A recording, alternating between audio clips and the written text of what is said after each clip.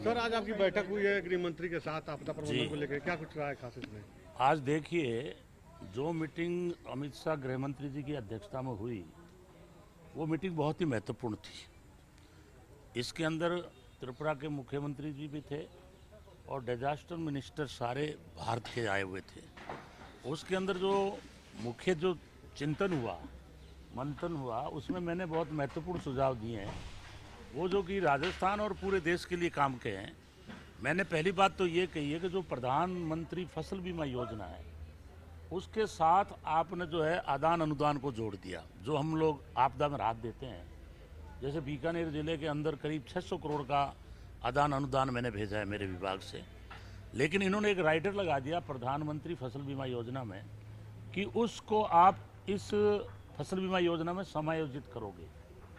हमने कहा इसको विलोपित करो, आप इसको कानून को ख़त्म करो, क्योंकि इसके कारण से जो हमारा आदान अनुदान का जो हमने भेजा है आपदा राशि 600 करोड़, वो वैसी की वैसी पड़ी है, क्योंकि कंपनियां जो है प्रधानमंत्री फसल बीमा योजना में वो समय से सूचना नहीं देती।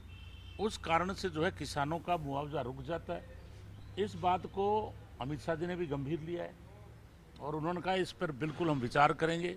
दूसरा, मैंने सुझाव दिया कि आप जो पशु मरते हैं कोई भी, तो 2 पशुओं पे ही अनुदान देते हैं। पशु मान लो 10 मरे हैं, जैसे भेड़ बकरी है, आपदा आती है, अतिवृष्टि होती है, उसमें मरती है मान लो 100, तो ये देते हैं मात्र 30 पशु, छोटे पशुओं का। तो हमने ये कहा है कि आप जितने पशु मरते हैं उन सभी का दो। एक क्या है, सड़क के ऊपर मात्र ये 60,000 रुपये देते हैं। सड़क टूट गई बारिश के अंदर, एक सड़क तैयार होने में नई सड़क के लिए 40 लाख रुपए चाहिए, और हम उसका अगर रेनोवेशन करते हैं तो उसके अंदर 12 लाख 15 लाख रुपए देते हैं। तो हमने ये भी कहा भी 60,000 रुपये देने का मतलब ये है ऊँट के मुंह में जीरा। और फसल में जो मैंने बड़ी बात कही थी कि आप मात्र 2 हेक्टर का हमें देते हैं मुआवजा।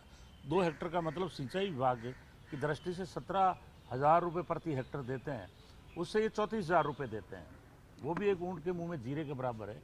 वो बात भी उन्होंने बहुत गंभीरता से ली है कि किसानों से जुड़ी हुई बात है। आप कम से कम 1 लाख रुपए तो कम से कम देने की प्रथा डालो।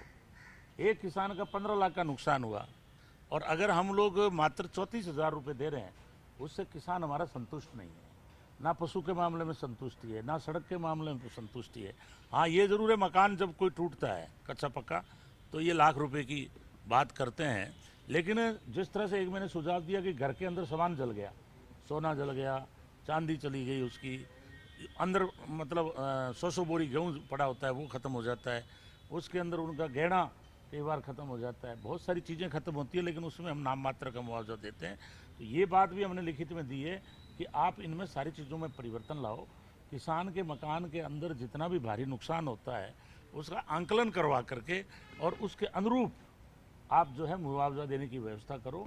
इस पर लास्ट के अंदर गृह मंत्री जी ने अपना स्पीच दिया, उन्होंने कहा जो भी आप लोग लिखित में दे रहे हो, इस बात को हम लोग निश्चित रूप से गंभीरता से चिंतन करेंगे, मंथन करेंगे और इसका निर्णय करेंगे।